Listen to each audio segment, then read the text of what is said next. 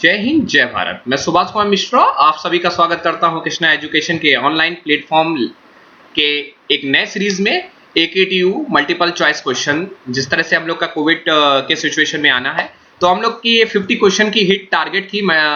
MCQ की unit wise मैंने बनाए हुए हैं, हर यूनिट या हर सिलेबस से मैंने कुछ ना कुछ लिया हुआ है। सो दैट्स वाई हम लोग 17 क्वेश्चन सॉल्व कर चुके, तो उसके आगे हम लोग बढ़ेंगे। सो दैट्स वाई 17 क्वेश्चन हम लोग बात करते हैं। 18 क्वेश्चन से हम लोग डिस्कस करते हैं। एक लैडर है, एक लैडर इज रेस्टिंग ऑन एक लैडर को रेस्ट कर रहा है on a smooth ground and leaning again.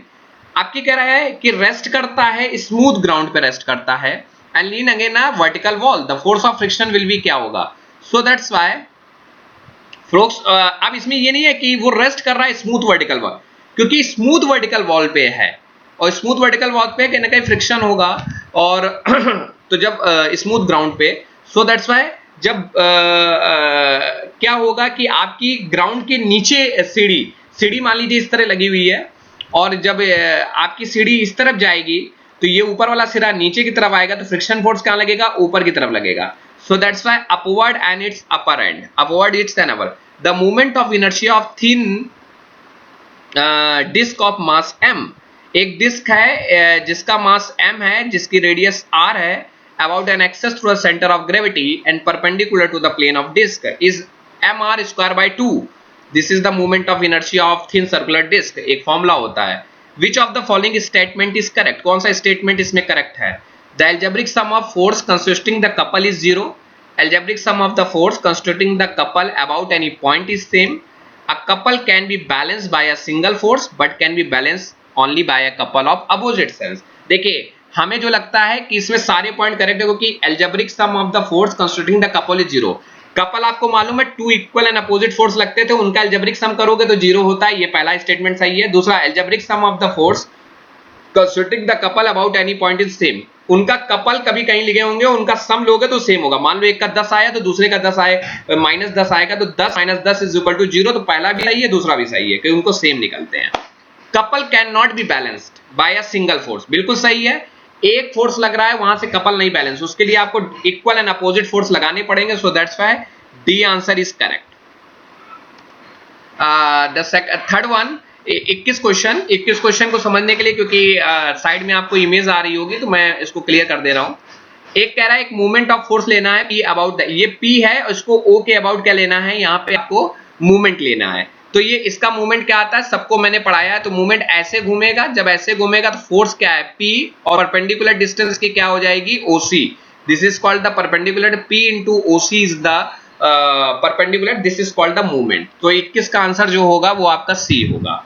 Non coplanar, non concurrent forces are those force which non coplanar, non concurrent forces are those force which, ऐसे कौन है non coplanar? जो plane पे ना हो, एक ही प्लेन पे ना हो। दूसरी चीज पढ़ते हैं नॉन कॉन्करेंट, जो एक पॉइंट से ना निकले। अब वही चीज है, do not meet at one point, बिल्कुल सही। And their line of action do not lie on the same plane, तो हमें लगता है 22 का बी सही है। सो दैट्स 22 का बी। हमने और पे डिस्कस नहीं किया है, आप लोग देख सकते हैं, मैंने आपको दोनों आंसर बता दिए। The movement of inertia of square of side A about an axis through centre of gravity. एक स्क्वायर है जिसका मूवमेंट ऑफ इनर्शिया निकालना है, तो बिल्कुल सिंपल BD क्यूब बटे 12 लगा दें। स्क्वायर की सारी चारों साइडें सही होती हैं, तो BD क्यूब तो क्या हो जाएगा, BD की पावर 4/12। आप या तो रेक्टेंगल का वो होता है तो A की पावर 4 हम लोग लेते हैं।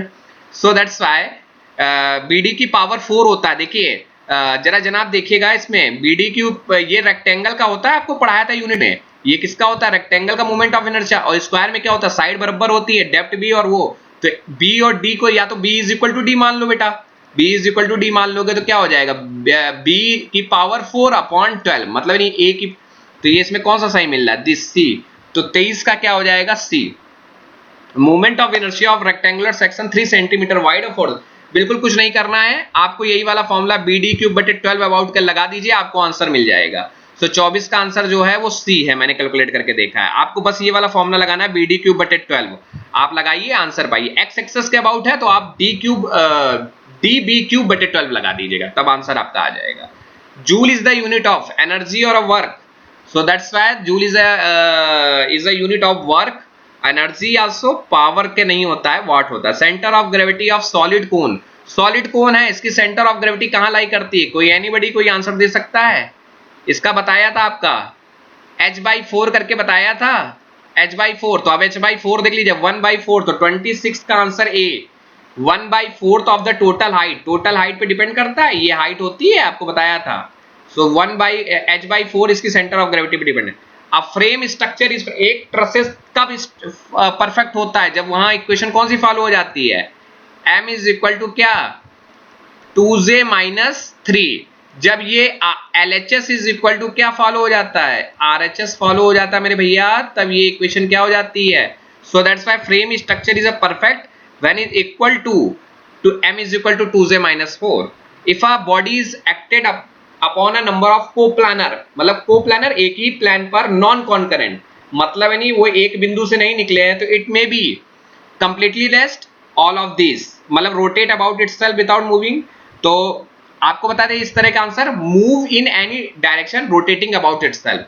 जब भाई नंबर ऑफ फोर्स एक ही प्लेन पे है तो कहीं भी रोटेट कर सकते हैं, तो ये that is I move in any one direction rotating about itself.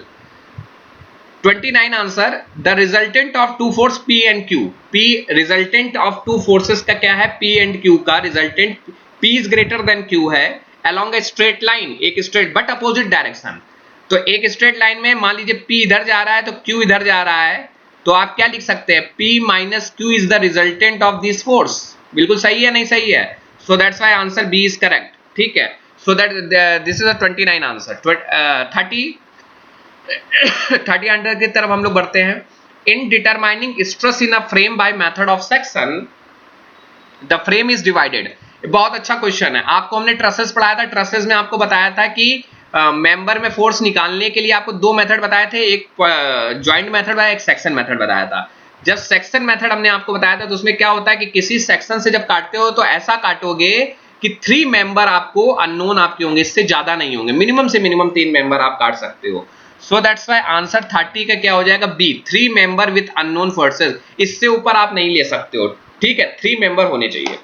According to the parallel, बहुत इंपॉर्टेंट है, according to the parallel axis theorem, the moment of inertia of section about an axis parallel to the axis through a center of gravity is given by A is the area of the section, Ig is the moment of inertia of section about an axis passing through CG, and H is the distance between CG and the parallel axis। तो आपको मालूम है कि आपको हमने एक चीज बताई थी कि ये एक सर्कल है, इसकी मतलब ये G और यहां से निकालना है, तो ये क्या हो जाता है? Ig, और ये डिस्टेंस क्या होती है? h। तो that's why Ig plus AHA square, this is called the parallel axis theorem. पूरा बेसिकली फॉर्मूला है, आपको रटने की जो बता चुका। The velocity of body on a reaching the ground from a height, आपको मालूम है कोई भी हाइट से आएगा तो √2gh से आता है, तो इसके लिए भी कोई √2gh इज द फॉर्मूला होता है जब आपका आप उससे एनालिसिस करते हैं। Angle of inclination of plane at which body began to move down the plane। Angle of inclination क्या कहते हैं कि जब ये रखा है और बॉडी जब डाउन होने लगता है तो इसको क्या कहते हैं? तो that is called angle of repose. Answer B, 33 का आंसर क्या हो जाएगा आपका? Sorry, angle of friction, sorry क्या पूछ रहा है क्वेश्चन को पढ़ते। Angle of inclination of plane at which body begin to move down the plane is called angle of friction. Body just move करने लगे, that is called the angle of friction. Sorry, moment of inertia is the, moment of inertia क्या होता है? Second moment of inertia, second moment of area, second moment of मास, कुछ भी कह सकते हैं, तो that is called all of these. क्योंकि सेकंड होता है, क्योंकि उसमें क्या, आपने जब भी फॉर्मूला देखा हो तो आर स्क्वायर, ए स्क्वायर और एम स्क्वायर आता है, I r square, I m square और I a square. So that's why this is called the second moment of force, second moment of inertia, second moment of mass.